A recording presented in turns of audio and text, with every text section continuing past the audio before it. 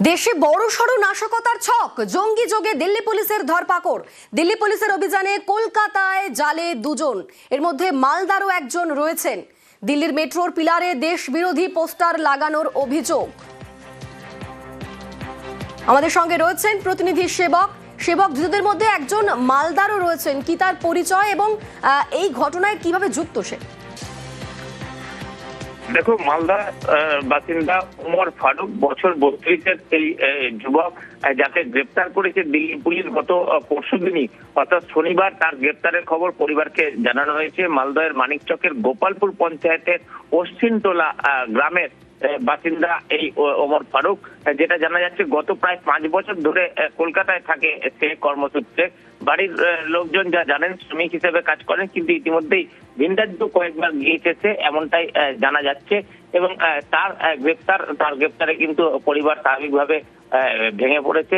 এবং পরিবারের যেটা দাবি, যে শ্রমিক হিসেবে কাজ করতেন এমনটাই তারা জানতেন। কখনো 5,000, কখনো 10,000 টাকা পরিবারকে পাঠাতো।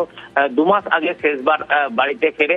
গত শনিবার সপ্তাহখানেক আগে পরিবারের সঙ্গে কথা হয়েছিল, স্ত্রীর সঙ্গে কথা হয়েছিল ওমর ফারুকের।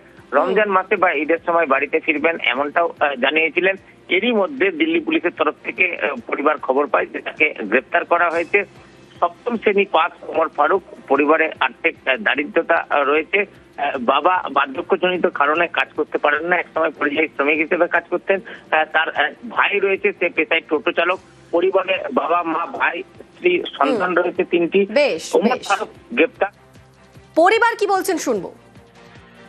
দিল্লি পুলিশ জানিয়েছিল যে আপনার স্বামীকে গ্রেফতার করেছি, যে পোস্টার টাঙিয়েছে বলে। না, আমার মনে হচ্ছে পোস্টার টাঙাইনি, শুনেছি নাকি আতঙ্কবাদী কেস দিয়েছে। আমি জানি না কেন ধরেছে না ধরেছে।